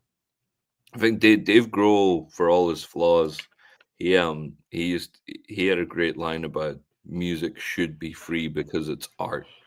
And I always admire that. Now it's a lot easier to say when you're making millions of dollars. When you're making millions of dollars, already got your money.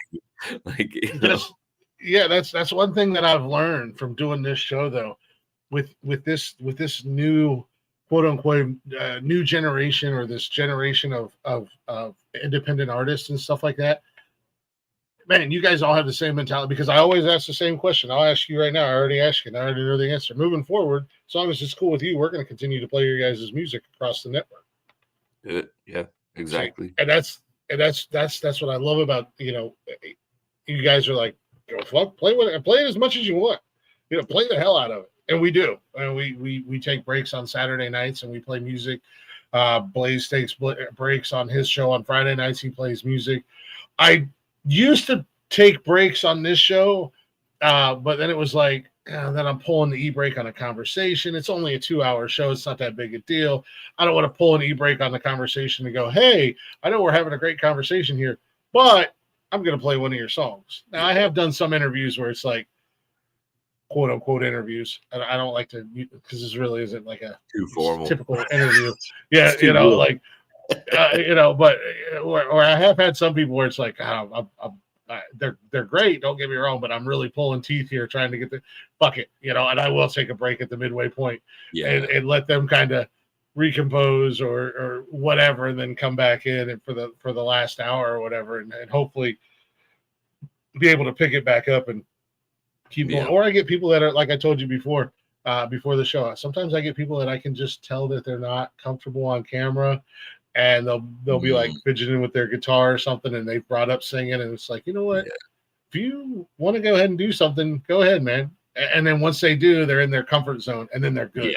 And it's just like, all right, now we can proceed with what we're doing. And I got really cool content because you just did a live acoustic version of one of your songs. Yeah. But I love that about you guys in the independent scene. It's just like, okay, we don't care. Play the hell out of our music. That's the thing. It gets it out there. It connects with people, and that's ultimately what it's about. I spent some time looking at your music marketers and these like music label people that are like, this is what you should do if you want to be successful. And I think that's great if your definition of success is aligned with what they're peddling.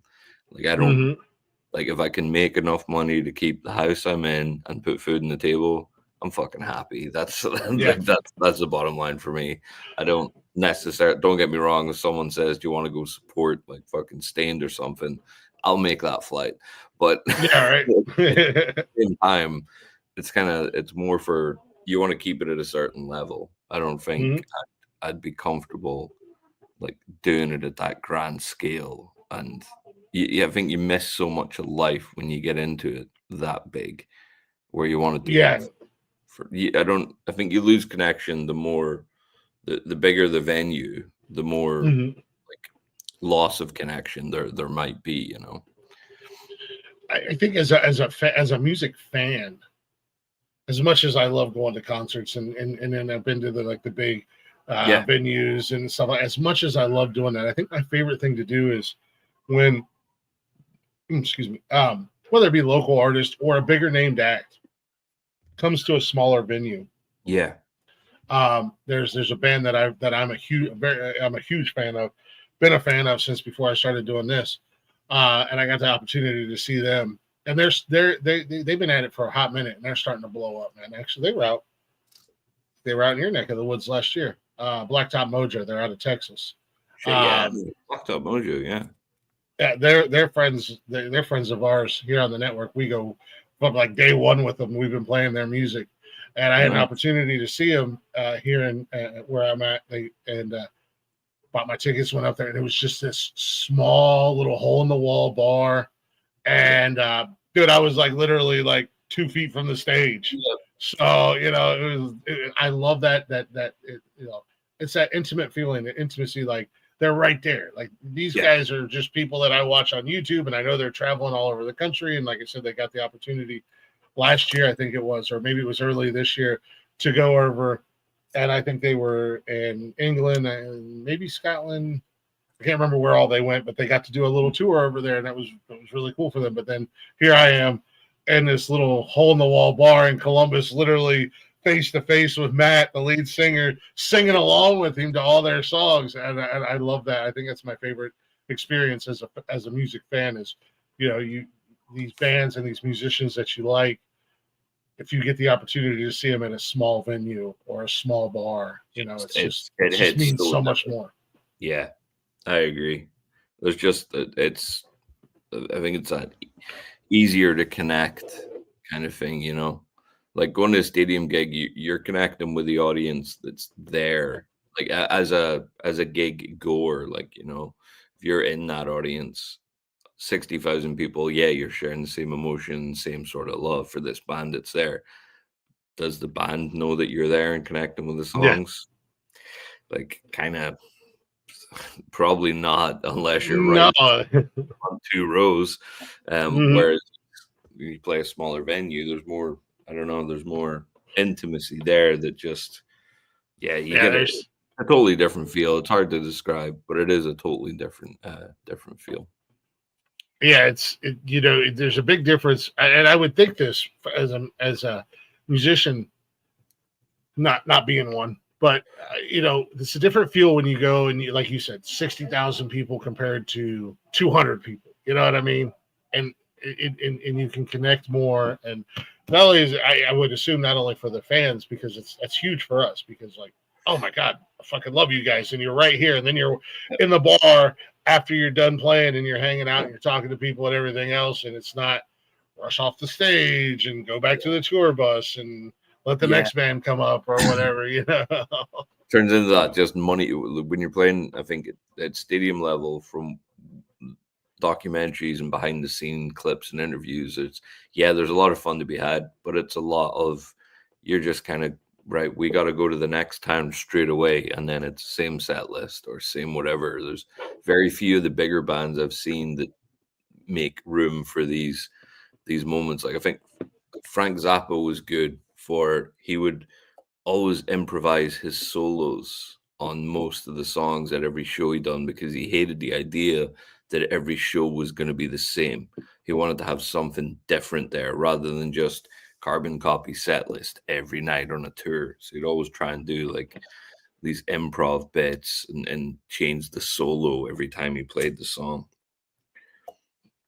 Yeah. Got to keep it interesting. Exactly. You gotta keep it. I don't know. It's got to go back what you said. You when you reach a certain level and you reach a certain stage, which you said, I'm just happy with the lights staying on and roof over my head, and we kind of have the same feeling here with this. yeah, we want to monetize. Yeah, we want to make money. Am I going to be mad if I make Joe Rogan style money? Not at all. But I would be just as happy if I make enough money where the guys make money, I make money, and we're able to pay some bills. Yep. Maybe I don't have to work as hard as I do in my normal 9 to 5 job. If I could quit my job and pay my bills and have a little bit of extra spending money, man, I'll be happy as hell. You would never hear me bitch about social media at all. I'd be like, yep, this is what I do right here. I got my little setup. All right, well, we got a show tonight. I'm no show tonight. Okay, it's time to put out some content on social media. Just, if I could quit my job and do this as a full-time job, that would be ideal. That's it. That's the goal. But at the same time, I don't want to be so big where I lose myself and I lose. I like having a life. I like being able to do certain things that like you said, if you're spending all your time, you're literally, tonight I'm in this town, tomorrow I'm in this town, tomorrow, it's a vicious cycle to get into. Yeah. I mean, not don't get me wrong, it's still tough for an independent musician to do it. Like I've watched buddies of mine go out and do like 2-month US tours, but they still, like, whether they make profit off it or not, they still come back with so much. They come back like almost not different people, but they've kind of leveled up. They've had all these great experiences all of a sudden, and they've traveled and seen all these new places, met all these new interesting people. And I mean, that's just, for anyone that's got a creative mindset, that's really, really fucking important to just get out there, meet new people, and see the world as well. But it can be tough, depending on what. I couldn't imagine doing 52 weeks a year and not having a minute to myself. Right. I want to be in control of what me, Wilson, and Rolf are doing. No, I get that. I totally understand that. I guess that comes down to, it's already kind of been answered. The end goal for you guys. Would you guys like to have the opportunity? I don't know if you've had the opportunity to come to the States and play it all yet or not, but would you like to have that opportunity? We'd love to. Another French band called Jarl, they're literally going out there in a couple of weeks to do like a US tour. And yeah, it's something me and Wilson would love to do. It would just be, yeah. And we don't even, like, it could be a small venue. We don't care, but it could be someone's back garden. We don't give a shit. Right. We would just be happy to be playing over there. Well, come to Ohio. We got a pretty cool music scene here in Ohio. You're my inroad to Ohio. Hey, I know some places. Actually, what's up, Rob? I see you down there, bub. Actually, if all goes accordingly, within the next, so I have a plan for this show, and I think something that would be really fun to do.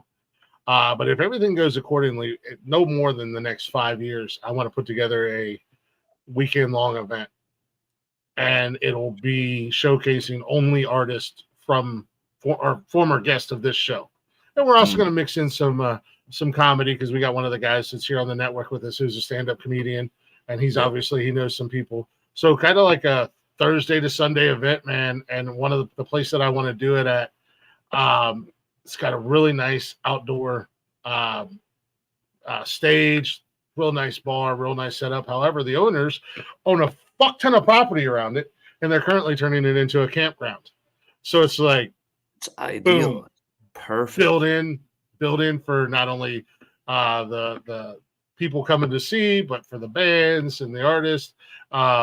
So that's my goal. So you guys might be in Ohio before you know it. We'll if it's there. Something you're interested in. Definitely. Because it'll be cool, because like I said, being the music whore that I am, I interview people of all different genres on the show. You name it. I've almost had every type of music you can think of on here. So it'll be one of those things where you're going to have quite the interesting group of musicians, and some musicians have said, like, absolutely, I'm in. You just tell me when and where, and I'm there. Like, no ifs, ands, or buts about it. But it's a goal and it's a dream that I think would be really fun, and we'll be able to do like podcasts and stuff there as well, and do pre-records with sit-down interviews and live recordings and all that. Just everything that goes into it, just a mass fucking production, which is like, got to find the venue, got to find the sponsors, got to the money, the acts, and it's just like, I might be taking on more than I should be, but it's achievable though. And like some of I see a lot this summer, like I've seen a lot more mini festivals coming out from just real independent people that just, like you said, love for music. They may have a podcast or something going on, and they want to put on like a nice live event. I see a lot more folks doing that this summer than ever before, and it's really great to see. And they are giving that kind of space to independent musicians to come along and play. And that's the cool thing, because that's huge for you guys, because you may not, and dude, who doesn't love a music festival? If you're a music fan, who doesn't? Like, fuck. And like I said, this place is at a bar, so it's once their campground's complete, like, go to the bar, hear some kick-ass music, get fucking shit-faced, stumble back to my camper or somebody else's camper, whatever, wherever I end up at the end of the night, and then get up the next day and do it all over again. And it's one of those places that's close to, it's right down the road from, our big lake in my area. So there's a couple beaches you could go to. Obviously, I want to do it in the summertime when it's nice.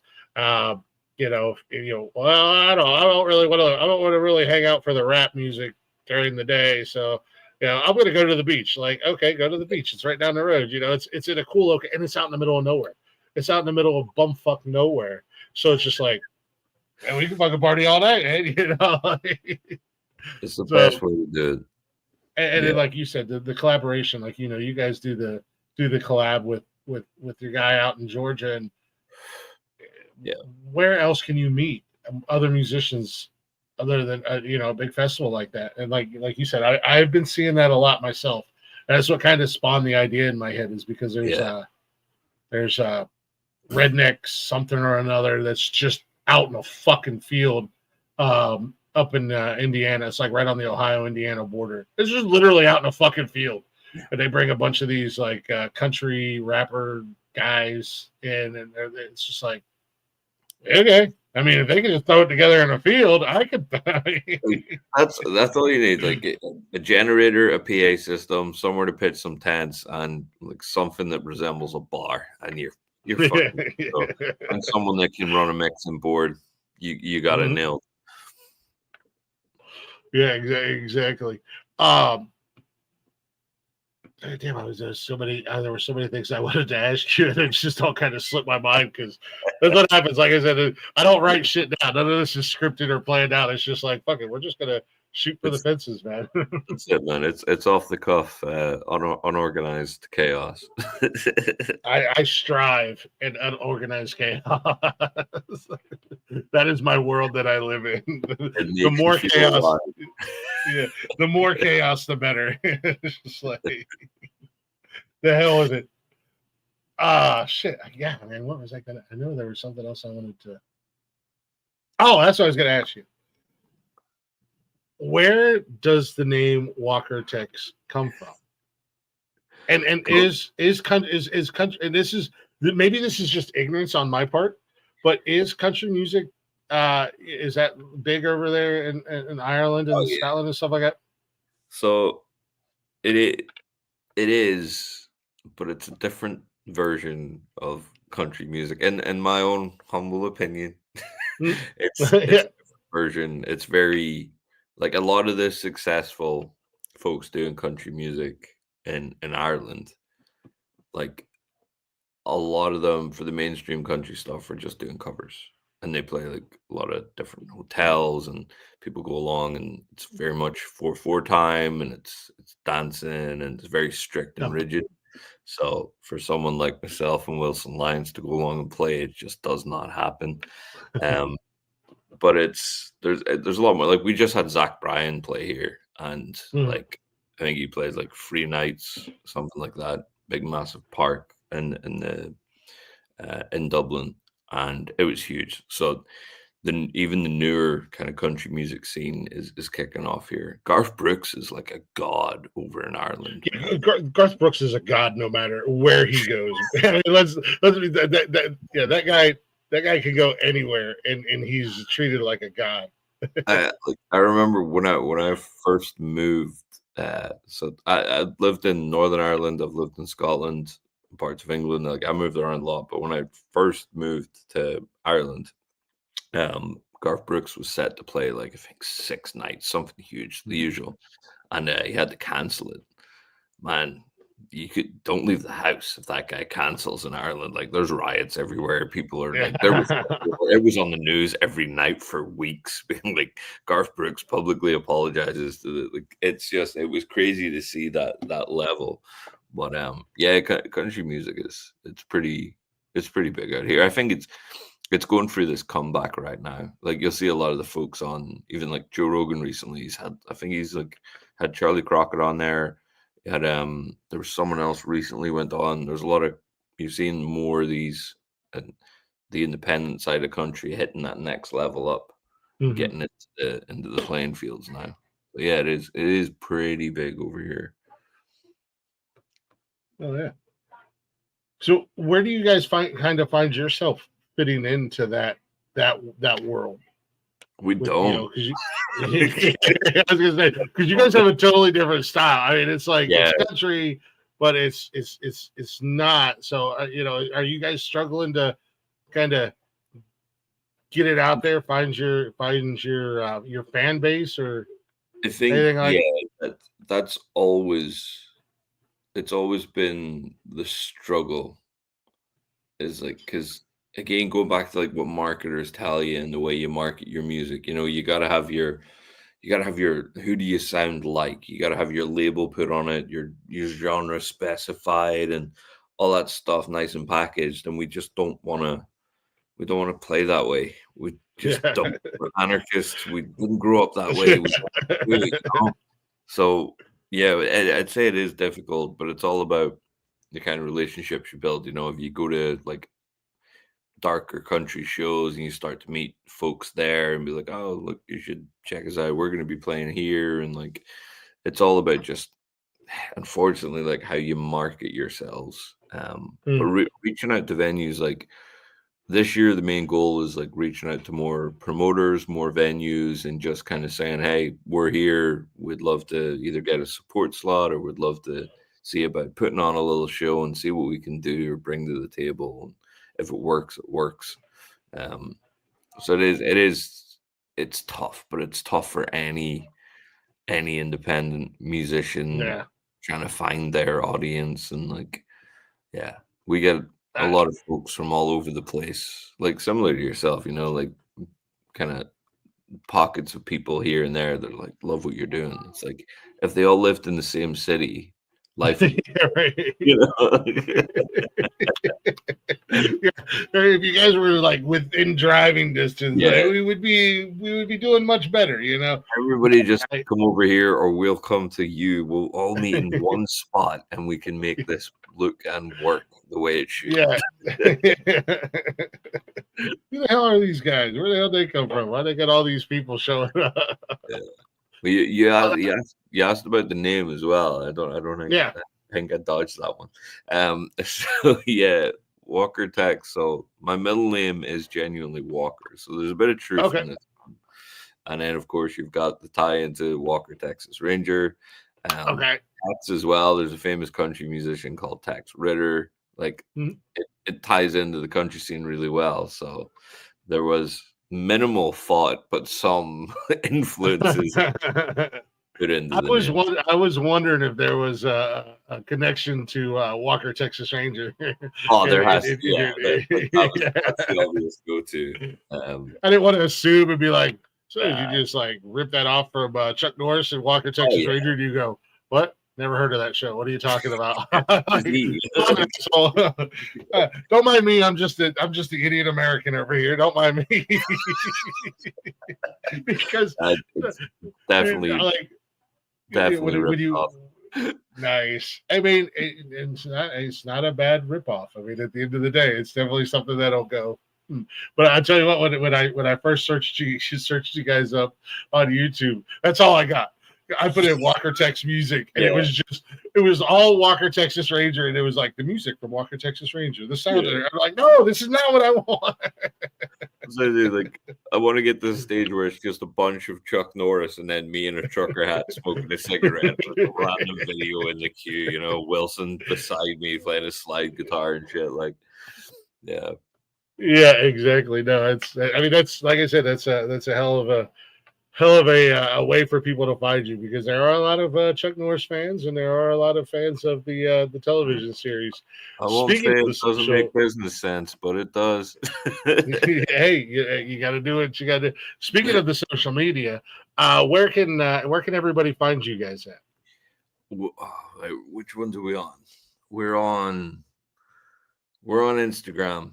And it's all under Walker Tex Music, and it's not because I'm an egotistical maniac frontman or anything. Because Wilson Lyons came in a bit after we had like established what we're gonna do. So you'll find Wilson Lyons under his own name, and you'll find Walker Tex Music under we're on TikTok. We're on what the platform formerly known as Twitter. We're on YouTube. What's the other one? Blue Sky. I think we're on there. Like, Google search, find us wherever you can, is what I always say. Like, and then all the streaming platforms as well, good or bad. You'll find us. We got a website as well if you just want to go on there and take a nosy around. Like, yeah, wherever people are willing to look. When it is. Sorry, my son's here. No, my kids have no fucks to give. What? Is it almost over? What? Yes. Why? I was wondering.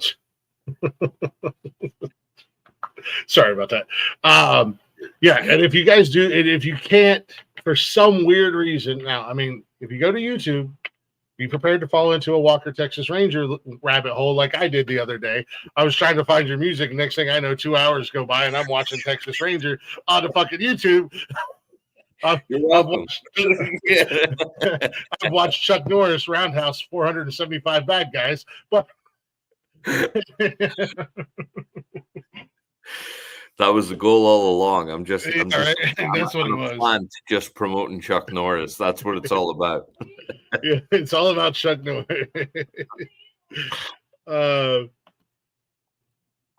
Stab and YouTube following. Nice. Like, it was just I'm an idiot at the end of the day. That's how. But nonetheless, if you guys are struggling and you're an idiot like I am, or as I like to say, I'm a big dumb animal, just go to our social media if you're already following us. I've tagged him in everything from YouTube, Facebook, Instagram.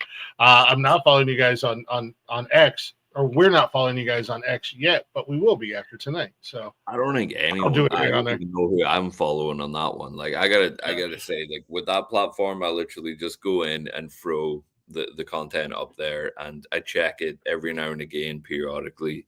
And that's it. Like, I think Wilson Lyons is on. He's on Facebook, but you'll always see him tagged in every video as well. Mm-hmm. But he's Facebook, Instagram. Very reluctant to join TikTok. I understand. he just kind of leaves it there. He'd be a bit more like, he prefers just to keep it keep his time away from social media, which is respectable. So yeah, he's like, I just want to do the music. You go be Walker Tex. You go be Walker Tex. You do the boring stuff over there. I'll be here writing. Yeah. You go handle the social media. You can be an egomaniac. You can make it all about you. Just go. Someone's gotta, I guess. That's I honestly I treat X or Twitter or whatever you want to call it like the ugly stepchild. I neglect the hell out of Twitter. I don't go on there much, and I forget to post on there sometimes. And then when you do go on there, it's literally politics and porn. That's all there is on. And I'm sorry, we don't fit into either one of those categories, so we're not getting no love on Twitter. So there is no in between, none at all. That's crazy. Politics and porn on Twitter. So I mean, yeah, it does get treated like the ugly stepchild here on the network, and that's my own doing because I think I'm the only one that is logged into X, and that's fine. I don't think anybody else wants to deal with it. As I said to Wilson and Ralph, like I got to treat it like lottery tickets. The way we promote content, you got to put it everywhere, and each place you put it could be that lottery ticket that wins a little gig or a show or something. You know, social media bingo. Like just open something, wins. Yeah, you never know. You could have done you could have done 40 videos for the same song, and you never know which one is going to hit that algorithm and just pop off. And you're like, I've done this 39 other damn times. Just one time it just kicks off. And then like you go back to the people that do all their their music marketing kind of stuff. They'll tell you like, yeah, when you get that video that does like do a bit better than the last one, figure out what you've done in that video and repeat it. And then you've got Instagram and Meta like telling you, well, the algorithm knows if you repeat it, then you're going to get knocked down because it's repetitive content. And it's like, who's right and who's wrong? I avoid it. I put it out there. If it gets found, sweet. If it doesn't, sweet. If it doesn't, like, yeah. And sometimes if you go from like if you post something on TikTok and you post it onto Instagram, and it's got that stupid little TikTok watermark. Now, thankfully, TikTok has changed that where if you save your videos, it doesn't save with that watermark anymore. But if there is that watermark on there, you'll get a little notification that pops up on Instagram that says this was posted on another platform. It may not get the views and engagement that you want or something like that. It's like, really, you're doing too much at this point, you know? It's crazy, man. And then like, I had other folks tell me like, you got to up your content. Like I'll post something every day, and whether it's a story post just telling people where they can find the music or promoting a new song, whatever it is, I'll try and post every day. And like I have people still saying like, yeah, you're too light on your content, you got to be doing 4 to 5 times a day. And I'm like, dude, I got shit to do. Like I also feel like doing that, man,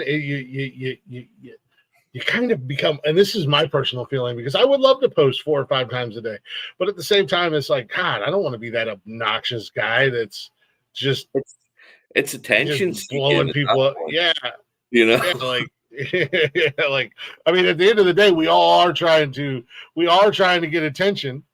Yeah, that's the name of the game. We're in the entertainment business. We want the attention, but yeah, sometimes it's like I just feel like there is a such thing as too much. You know, you don't want to. You know, sometimes, and I do that on the opposite end of the spectrum where I'm scrolling social media and I'm like, Jesus fucking Christ, why did I just get 10 videos from the same person or 10 pictures from the same person? Like, goddamn, go get a life, go touch some grass, go get some fresh air. Go outside and look at the sky, man. Do something. But it's doing what it's supposed to be doing. It's putting their shit right in my face. Yeah, right in front of my eye holes, and it's like, it's that double-edged sword, man. It's that necessary evil.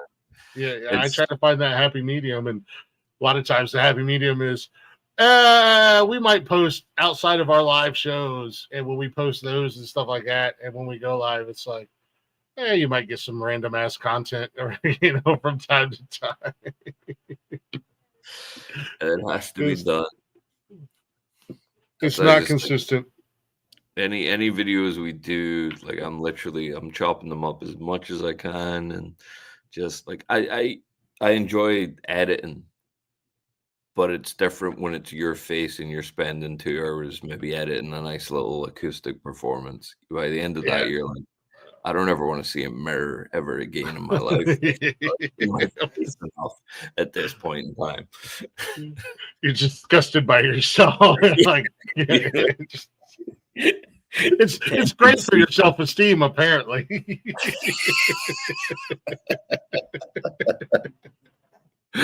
Oh man, I know it's good content, but fuck that guy. He's a prick. Yeah, fuck me.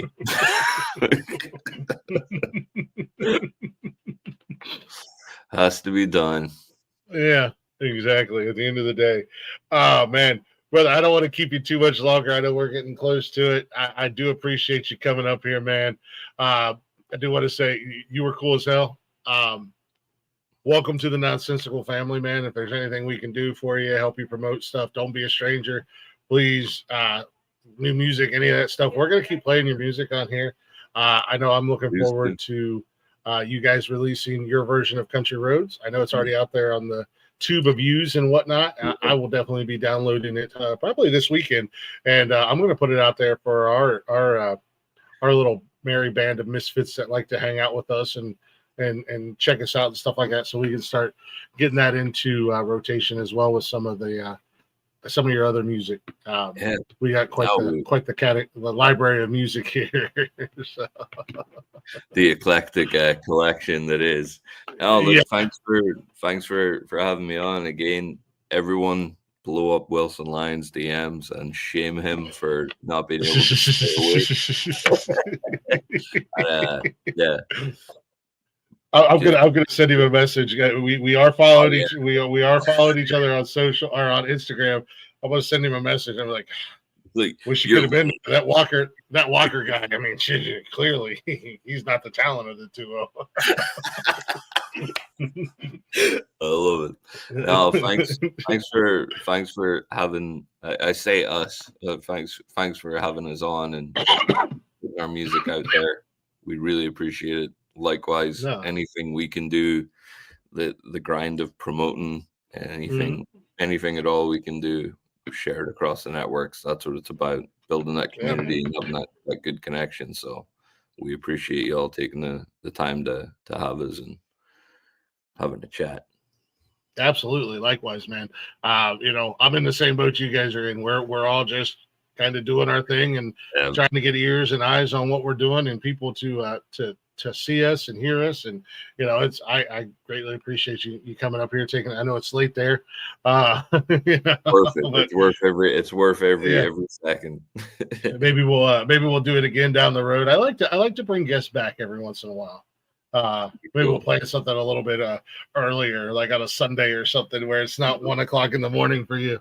It's only fair that we do it for like 1 a.m. your time next time. You know what? Bring it on. I'm game on a Saturday. I'll be like Wilson during the week. I'll be like, yeah, I gotta get up early. But if you want to do it on a Friday night for your time, yeah, man. Let's our Saturday night shit. I'll do the Saturday night show in that one. Jump right back into another show.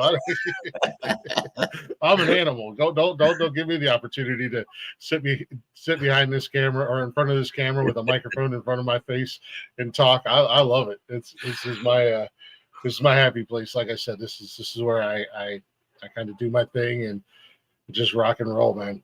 So, but no, I greatly appreciate you hanging out. I actually do want to play. Yeah, it's 10 p.m. her time. She don't care. 10 p.m. man, what I wouldn't give for 10 p.m. right now. Yeah. Right. I want to play one more real quick song. You're welcome to hang out during the song, and I will come back and I'll do my little spiel and close this bullshit out. And if you hang out and you got anything else you want to add before we get out of here, you're welcome to. I always like to ask my guests if they have a final thought or something, that little snippet of words of wisdom or something like that they like to throw at the audience. But so I got some time to think. All right, I'm going to Google some words of wisdom right here in the background. I think I have Outlaw queued up. Nice. I think that's the other one I downloaded. Hopefully I don't click the same damn song. Otherwise I'll be like, oh, just kidding. So it gets it out there. Yeah, right. So we're gonna play this song. We're gonna come back and wrap the show up. We got Walker Tex hanging out with us all the way from Ireland, guys. So that's cool. And I can't figure out my buttons. There we go. I just gotta get to the right page. Here we go. See how we do.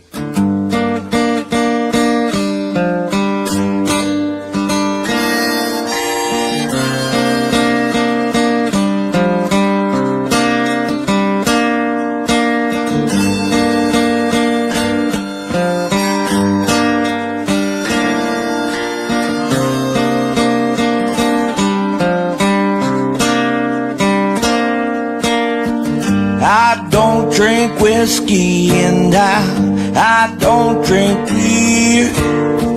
I ain't the last of my kind, just the first one here. You see me coming, don't you throw me no down, 'cause I'm down on my luck, just short of doing some time. I've rambled on for now 10 damn years, just a lonely life soul trying to find what is here. Wanna settle down, I wanna find me a girl. She's gonna love me while I give her the world. We've lived this life with no direction to find, looking for a place to ease our way of mind. We travel through just waiting round to die, hoping for an answer while we look at the sky.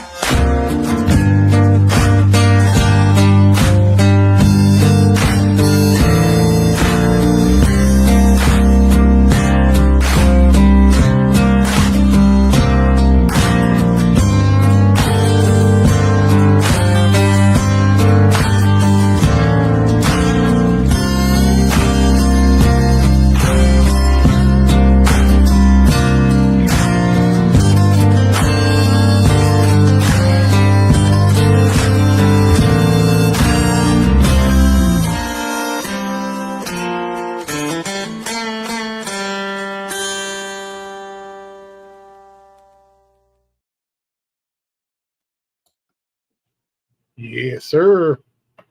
I dig it. I dig it. And I think there are gonna be some other people that are gonna be hitting me up saying, "Oh shit, who is that? What do you guys? Where'd that come from?" we had some real fun on that one, so yeah. And I think it's the most recent release as well. So yeah, real happy to hear it getting played out there a bit more. Yeah, I tried to get a couple of your most recent ones on. I usually always try to shoot for the most recent songs from guests, even though there are some songs I'm like, oh, but the great thing about it is I've never had anybody tell me I couldn't play their music. So it's like, oh, don't worry, I can get these other songs in rotation and I can get them out there. You play it all, play it whenever, yep. Loud and proud, man. Oh, we absolutely will, man. I do want to say thank you again for coming up here and hanging out with me tonight, man. I know it's late in your part of the world, but definitely greatly appreciated, man. Best of luck to you guys. Hopefully some of these venues will get over the fact that you're naturally born Scottish and just focus on the music aspect of things. We're going to keep annoying them either way. Don't worry. Don't pass up an opportunity just because you might not like where somebody's from, because, man, you never know. You never know what you could be. You don't want to be that guy that goes, oh, man, when you guys blow up, they're like, oh, man, I had an opportunity to get him here. And then you guys are so big that you're like, yeah, we remember when you said, go fuck yourselves. We're not coming there. I love that confidence in that we're going to blow up. Hey, man, you gotta have that same confidence. I'm not just blowing smoke up your ass either, man. I'm a fan of your music. I dig it. And I look forward to seeing, more stuff and the new stuff, and, take those opportunities at those gigs. Get somebody, a friend or somebody to get their phone out and get you some content, easy content always. For the social. Always. Oh, thanks again for having us, man. It's been an absolute pleasure. And yeah, anyone watching, check us out. Walker Tex Music, Walker Tex, Wilson Lyons, wherever you can find us, folks. Always happy to chat. Check them out. Listen to the music. Drop some comments. Drop some likes on them. And, just for my own ego, just tell them that Glick sent you. Just for my own ego. Yeah, tag the Nonsensical Network. Because I am an egomaniac, so. Self-proclaimed. I love it. At least you're honest. That's all I ask for. I'm very humble in my egotistical ways. I love it. But, no, thank you guys for listening. Thank you guys for hanging out. We will be back tomorrow night for our Wild Card Wednesday night, and we've got another guest lined up. So we're going to be hanging out with Dad Bod veteran. You guys probably know him from social media. He's out there. He's doing a lot of things, and he's also doing a comedy tour with some other fellow TikTokers. So I'm sure we'll talk about that. We'll talk about everything he's got going on. That's dad bod veteran. I don't know what's going to happen. It's going to be complete chaos. I have a feeling. So like it always is. And then I think Wally's back Thursday with some reptile cold-blooded conversations. We got a guy on the network that does a show all about reptiles. That's awesome. I like that. He's a reptile. He's got snakes and lizards, and I call them dragons and dinosaurs. But he's into that world. So he's an old friend of mine. We went to high school together, and he was like, "Man, I want to do a podcast." I was like, "I got a network. You can do whatever you want. Here you go. Here's a day at a time. Do what you want, man." Fridays, Blaze and Mike will be back with Nonsense and Chill. I don't know what they're doing this week. I never know what they're doing. I'll be honest with you. They just do their thing, and I don't have to worry about it. And then Saturday, of course, we are back Saturday night with Nonsensical Nonsense. You guys know the drill. The inmates take over the asylum. We open the fucking doors, and we let you lunatics come hang out with us. So, and then, of course, Monday, we kick the week back off again. With Speedway Stories. It's all about the racing and whatnot. And then next Tuesday, I don't know what I'm doing yet next Tuesday. I don't know. We'll figure that out. But I'll be back next Tuesday on Glick's House of Music. Again, check us out everywhere: Facebook, Instagram, X, TikTok, YouTube, X. We're there, and you can listen wherever you listen to podcasts at. On all them podcasting platforms. And again, I want to say a huge shout out to Ohio, because apparently you fuckers got your ear holes on and you are loving us. And last week we were number 5 out of all the podcasts in Ohio. And this week we were number 7. So we are staying in the top 10 pretty consistently. So thank you guys for that. Ohio, what's up? Holla at your boy. We can come and do things live for you. Let's see. You got this. Reptiles. Gonna hit this the ghost stuff. I think maybe that's next Wednesday. I'm not sure. Blaze is working. We had a paranormal investigator on last Wednesday, and then Blaze went out and did a ghost hunt with them on Friday. Take care. Appreciate you, Tarantula. Appreciate everybody watching, everybody hanging out. Walker Tex, brother, much love to you. Best of luck. Best of everything, man. I can't wait to see you guys doing your thing and hearing more new stuff, because we're gonna keep cranking it out on the network. So. Yeah, music played for you as well. Glad to hear it. Thanks for having us, man. Great to meet you and hang out. Pleasure. Yeah, man. It was a pleasure meeting you. Absolutely. We'll do it again down the road. Like I said, we'll do it on a day where I'll do the late night. Where the sun is up for me. yeah. That, or we'll do an early afternoon midday thing for you. Maybe we can get Wilson to hang out with do the matinee for us old folks. Yeah, there you go. A little Sunday matinee of Glick's House of Music. Love it. I'll be like, hey guys, you want to do a couple live performances for me? Bring your guitars to be prepared. But I appreciate you, brother. I'm gonna hit these buttons and we're gonna get the hell out of here.